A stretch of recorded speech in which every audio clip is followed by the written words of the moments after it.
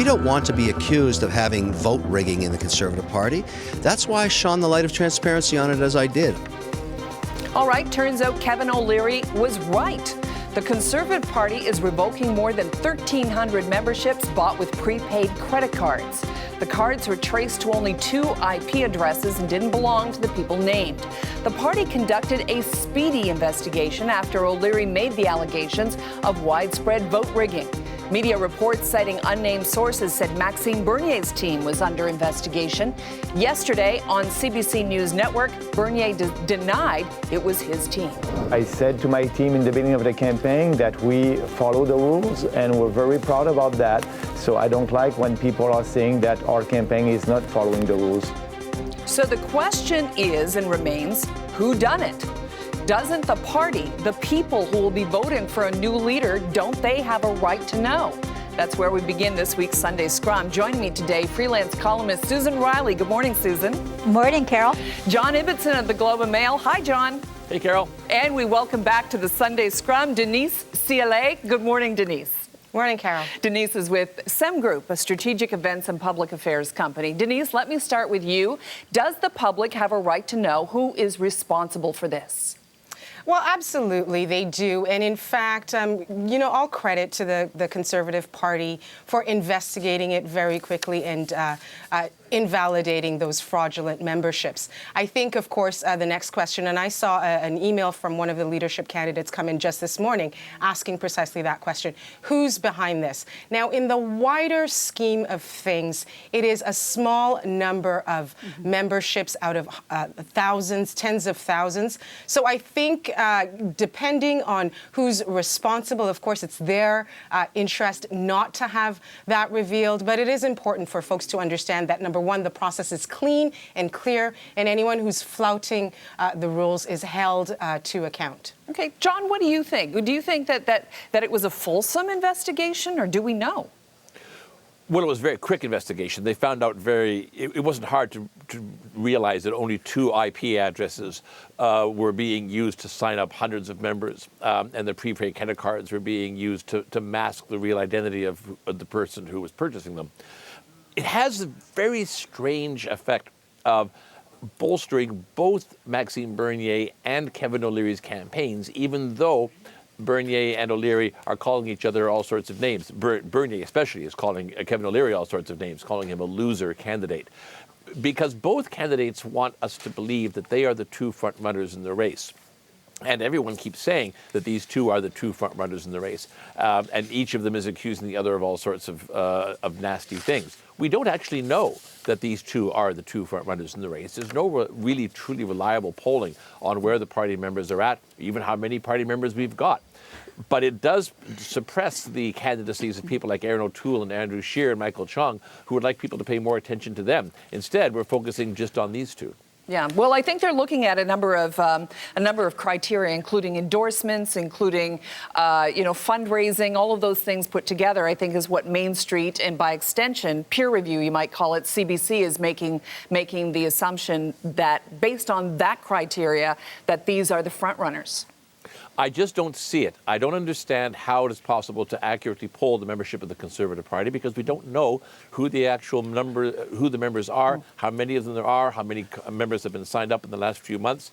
There's some fundraising criteria, but also some candidates have been in the race longer than others. I'm not denying that these 2 are important and viable candidates. Yeah. I just think it's awfully convenient that all of a sudden everyone else is being ignored. Yeah.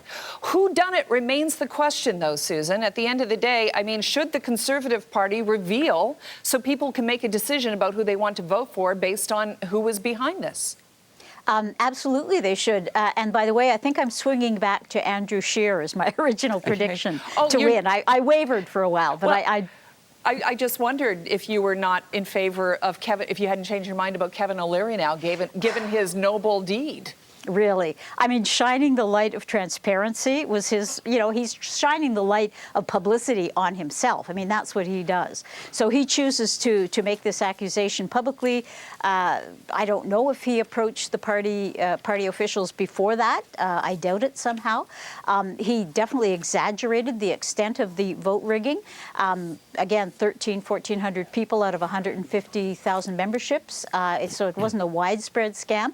That being said, I agree with everyone else that that the party, they must know who's behind it. I'm sure a lot of people know which candidacy, which campaign was behind it.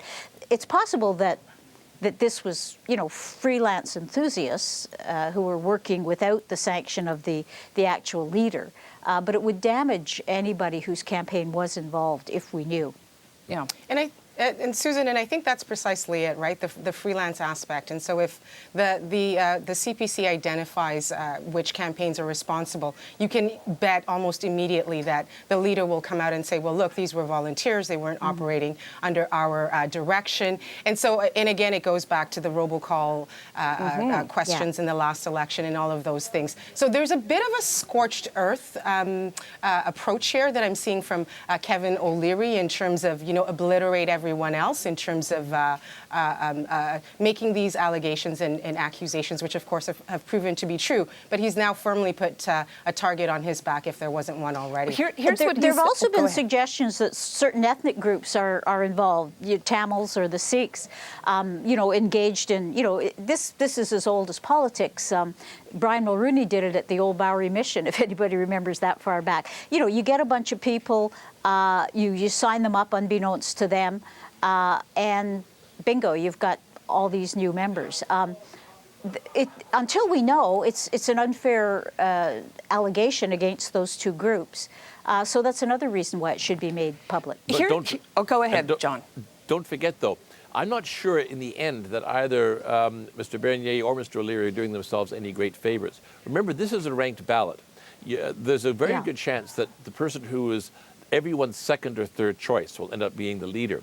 And with the two candidates sort of tossing allegations and aspersions back and forth, again, Mr. Bernier more explicitly than Mr. OLeary, does it improve their chances for either one of them to become the second or third choice at the party rank and file? In the end, this may actually do them more harm than good. Okay, here's what OLeary had to say. My campaign works diligently at being open and transparent in our goal of leading this proud party. I expect the party and my colleagues to do what is right and do everything they can to stop this voter fraud immediately by exposing this deception now, which they have.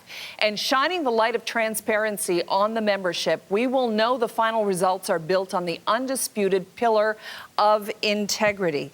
Denise, I want to follow up something you just said. You said he has a target on his back now. What is that target?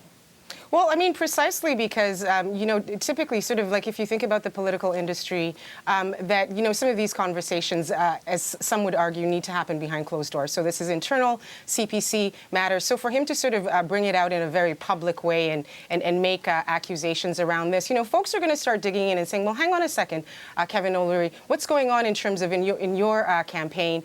What are the things that our membership can sort of highlight as you not being completely transparent and open. And so that's really what I mean. And I think the same holds true to all of the candidates right now, that there is a heightened awareness that, number one, people are watching, and even in a crowded field of 14, that there is still not only the media, but certainly conservative members and of course other Canadians are watching very, very closely to see how this plays out, because ultimately the person that comes out leading this is going to be heading into a 2019 election that will be very, very difficult and intense to beat Justin Trudeau and the Liberals. Will this be like a whistleblower thing? I mean, if I understand what you're saying, the Conservative Party will not look kindly on him going public with the wrongdoing that was going on during this leadership campaign.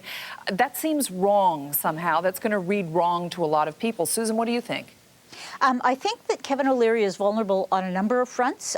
He missed a meeting in Winnipeg last week because he was basically held up in his office in Toronto, and he missed his flight, and then he claimed that it was a weather delay, whereas it actually wasn't a weather delay.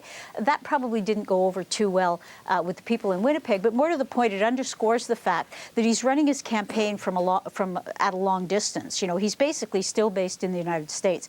To me, that's his bigger problem. That being said, if you are operating from away, unlike many of the other candidates who have networks, friendships, connections all across the country, he doesn't have those.